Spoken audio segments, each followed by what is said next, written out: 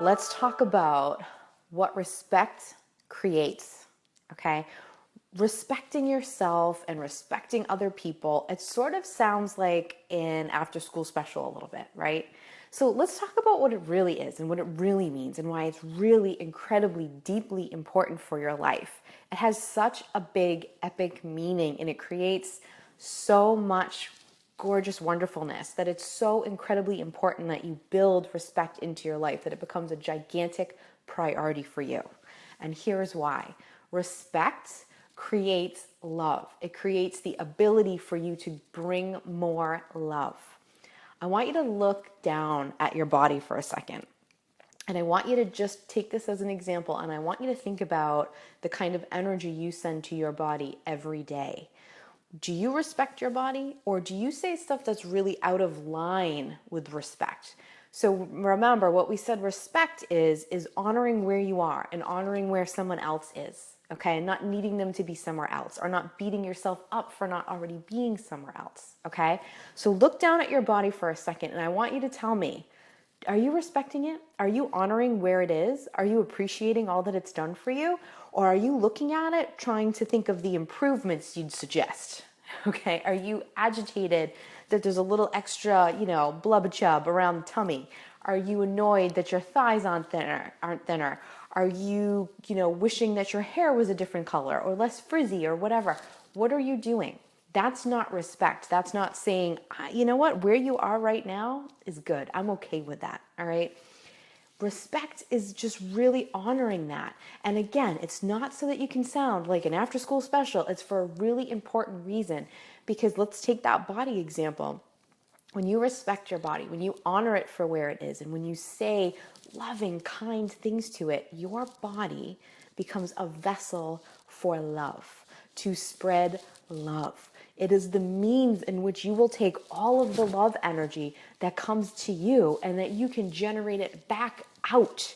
That's what your body will become when you start to respect it. Okay? If you spend a lot of time sending negative stuff to your body and expecting it to be something it's not going to become that beautiful vessel for love that it could. Okay? And I mean more than just like having a sexual relationship with someone. I mean spreading love like through your words, through talking, through giving somebody a hug, through, being there for somebody when they need you, through living in your purpose and sharing your purpose with other people, for being those beautiful lighthouses that you are. Okay? And that's just one small piece of this puzzle of respect and how that creates love. When you respect yourself and you say, where I am in my life is exactly great, it's exactly fine, and I'm honored to be here. I'm going to keep evolving. I'm going to keep moving forward. I'm going to keep learning more and figuring out how to shine even brighter. I'm going to keep going. I'm going to keep running down that path. But I'm going to honor where I am right now and respect it.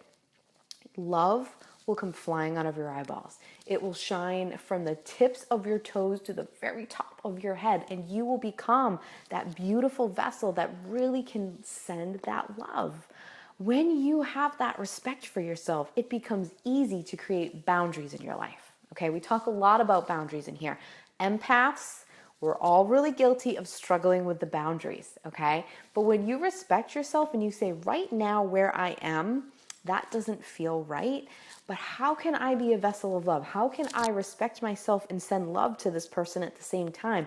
When you start asking yourself questions like that, you're going to take it to the next level. You're not going to have that guilt for saying no, okay? You're going to really be able to look at what the situation is and figure out the best thing to do. Because if you are going to generate love out into the world, if you are going to throw that out there, you can't do it from an empty cup. No, you have to be serving and honoring yourself, your body, your spirit, your soul, your mind. You have to be doing things that take care of all of those things so that that beautiful vessel that you are can shine that light out, all right? You're not here to just struggle all the time and just have crappy thing after crappy thing hammer down on you.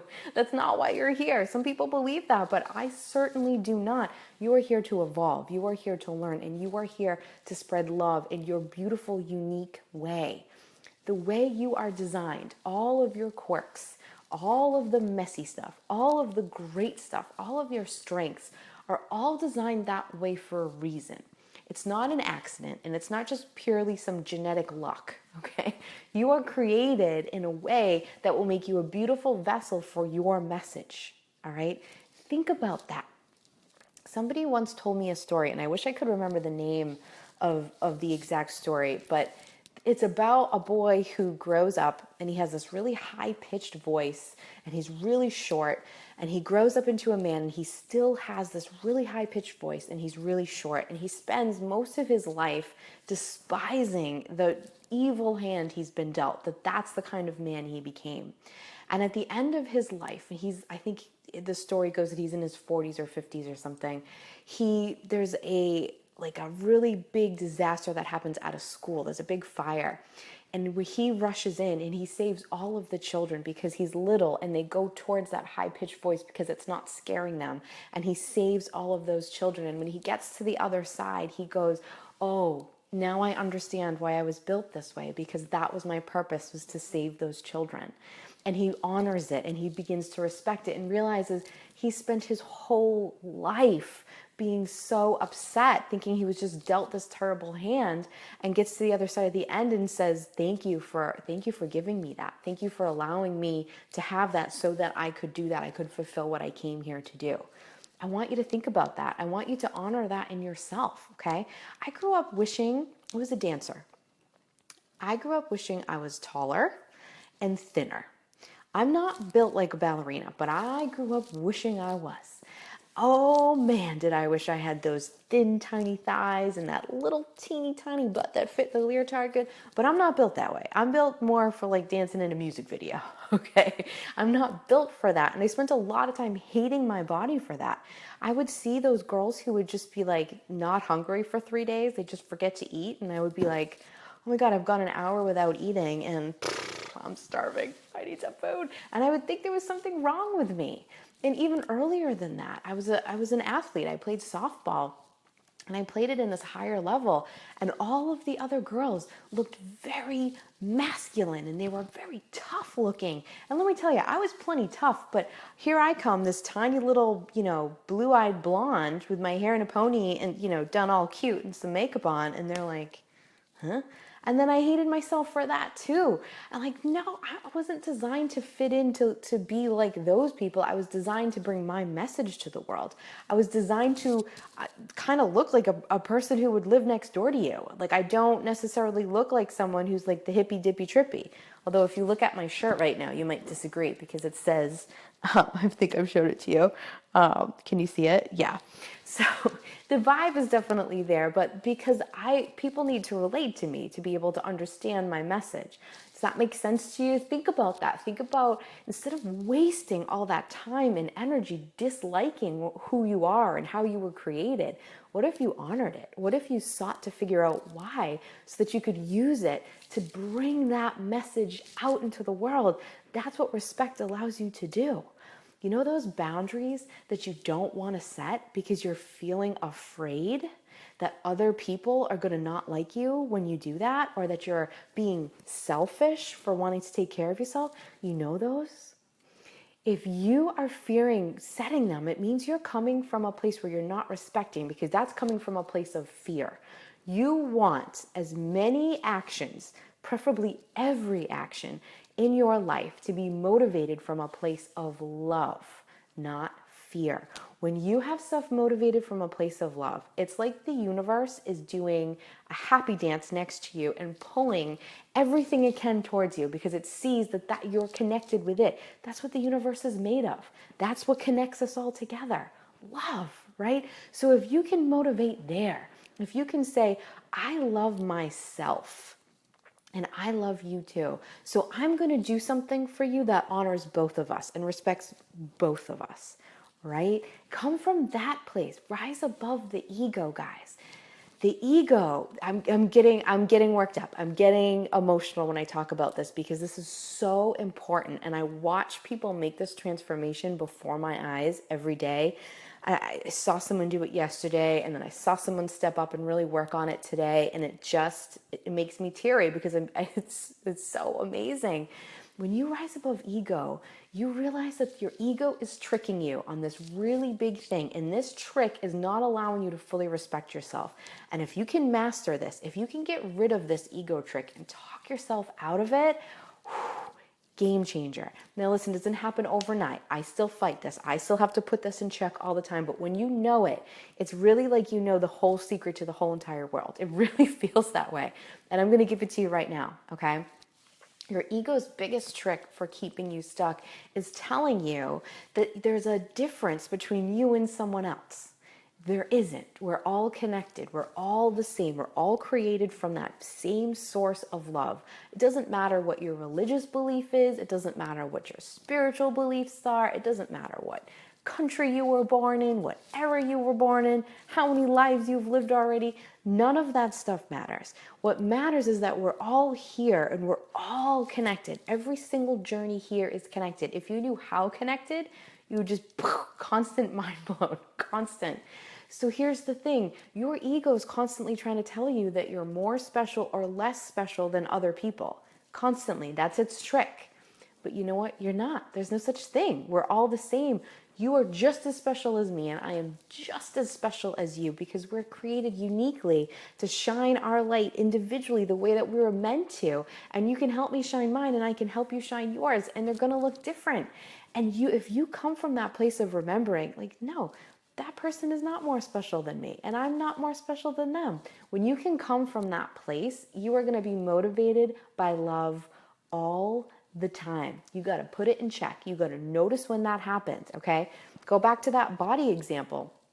Are you looking at a picture of somebody in a magazine or somebody that you see walking down the street and thinking, oh, her body is better than mine? No, it isn't. That's an ego trick. There is no such thing. Her body is the same as your body. It's just the way it's taken form as a result of what she's here to do and the way she's honoring and respecting herself. That's it. There is no more special or less special. It's just all equal. We're all cut from the same cloth. We're all made the same, and we choose how much we want to shine.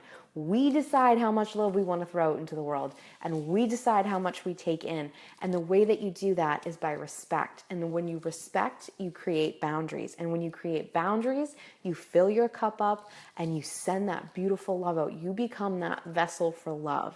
So listen, you can be a vessel for whatever you want. You can be a vessel for fear if you want, okay? But remember, fear is just a lack of love. That's all fear is. Think about that. What are you afraid of? Why aren't you going for that? What is keeping you up at night? You're throwing a lack of love at that because you have some limiting belief deep down inside your soul that's saying to you, nope, you don't love yourself enough to go for that. Nope, you're not good enough to go for that. You're going to fail at that. And if you fail, that means you're not worthy of love as much as somebody else is. But if you know the trick, if you know that ego trick and you can go, hey, ego, I know what you're doing. There's no more special or less special. I can't, if I fail, it doesn't mean that I'm any lesser. It can't, because that's impossible. If you remember that, you can talk your ego down. You can remove yourself from that place of fear. You can see that trick that keeps you stuck, and you can say, how can I motivate myself from a place of love instead of fear? Just recently, I had a friend. She's a fellow rebel. I don't know if she's in here right now or not. And she texted me, I don't know what to do. This is what's happening. Something feels off in my energy. And I said to her, 3 words, love or fear? And she answered back to me, damn you. Okay, now I know. All right. It's so easy. If you're trying to figure out what should I do? Which way should I go? What thing should I do next? Should I be with that person? Should I be with this person? Should I stay in this relationship? Should I go in that relationship? If you ask yourself that question, love or fear, you're going to know the answer really quick. Okay. Bring it back to respect. If you honor yourself where you are and you remember that silly little ego trick saying that you're less worthy or more worthy of other people, and you go, no, that's not true.